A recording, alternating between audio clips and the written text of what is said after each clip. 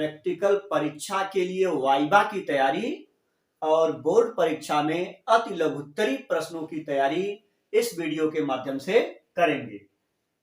मान लीजिए एग्जामिनर आपसे पूछता है कि इलेक्ट्रॉनिक विन्यास का आवर्त सारणी में तत्वों की स्थिति से क्या संबंध है, तो आप बताइएगा कि अंतिम कोष में इलेक्ट्रॉनों की संख्या उस तत्व की आवर्त सारणी में आवर्तों की संख्या को दर्शाता है। लिखा है उस तत्व की आवर्त संख्या को दर्शाता है। कह दें कि संक्रमण तत्वों के 3 गुण बताइए, तो देखिए संक्रमण तत्वों का पहला गुण है कि संक्रमण तत्व रंगीन आयन बनाते हैं, इनकी संयोजकता परिवर्तनशील होती है और संक्रमण तत्व उत्प्रेरक की तरह कार्य करते हैं। मान लो उसी में पूछ देते हैं कि संक्रमण तत्वों को आवर्त सारणी में कहां रखा गया है, तो आप बताएंगे बी उपवर्ग तथा 8वें समूह में संक्रमण तत्वों को रखा गया है। ऐसे ही मेंडलीफ आवर्त सारणी तथा आधुनिक आवर्त सारणी में मुख्य अंतर क्या है। अब दोनों आवर्त सारणी है, दोनों में मुख्य अंतर क्या है, तो आप बताएंगे मेंडलीफ आवर्त सारणी में तत्वों को परमाणु भार के बढ़ते क्रम में रखा गया है, जबकि आधुनिक आवर्त सारणी में परमाणु क्रमांक के बढ़ते क्रम में रखा गया है। यही मुख्य अंतर है। पोटेशियम की संयोजकता +1 क्यों होती है, तो आप कहेंगे अंतिम कोष में केवल एक इलेक्ट्रॉन है, जिसे त्याग कर पोटेशियम अस्थायी अवस्था प्राप्त कर लेता है। और आप जानते हैं जो तत्व इलेक्ट्रॉन का त्याग करता है वह धनावेशित हो जाता है, तो इलेक्ट्रॉन को त्यागने के कारण यह धनावेशित हो जाता है। यही कारण है कि पोटेशियम की संयोजकता +1 है। एथिल अल्कोहल का IUPAC नाम तथा सूत्र बताइए, तो एथिल अल्कोहल का IUPAC नाम होता है एथेनॉल और अणुसूत्र है C2H5OH। अगला प्रश्न, फिटकरी का अणुसूत्र तथा रासायनिक नाम बताइए, तो फिटकरी का अणुसूत्र है K2SO4 Al2SO4 का होल थ्राइस 24H2O और रासायनिक नाम है पोटास एलम। अगला प्रश्न बन सकता है फिटकरी का उपयोग बताइए, तो जानिए कट जाने पर रक्त के बहने को रोकने के लिए उपयोग किया जाता है। एल्केन का सामान्य सूत्र बताइए, तो एल्केन का सामान्य सूत्र है CnH2n+2। प्रश्न बन सकता है समजातीय श्रेणी क्या है, करा समजातीय, सुनिए कार्बनिक यौगिकों का वह समूह जिसका क्रियात्मक समूह तथा सामान्य सूत्र एक जैसा होता है, उसे कहते हैं समजातीय श्रेणी। प्रश्न पूछ सकते हैं प्रयोगशाला में सर्वप्रथम कौन कार्बनिक यौगिक बना, उसका नाम तथा अणुसूत्र बताइए, तो प्रयोगशाला में सर्वप्रथम कार्बनिक यौगिक बना था यूरिया और उसका अणुसूत्र होता है NH2CONH2। विलयन में विलेय पदार्थ की मात्रा बढ़ा देने पर पृष्ठ तनाव पर क्या प्रभाव पड़ता है।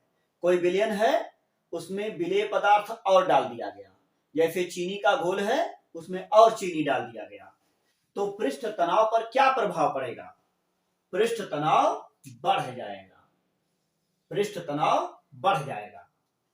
कारक परासरण से क्या समझते हैं, तो परासरण क्रिया में अर्धपारगम्य झिल्ली की सहायता से कम सांद्रता का विलयन या अधिक सांद्र विलयन में पहुंच जाता है।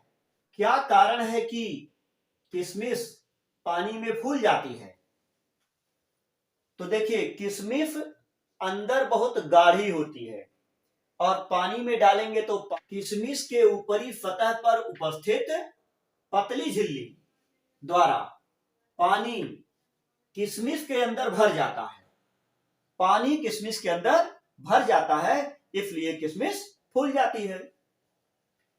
मोललता की परिभाषा दीजिए। ये मोललता क्या है?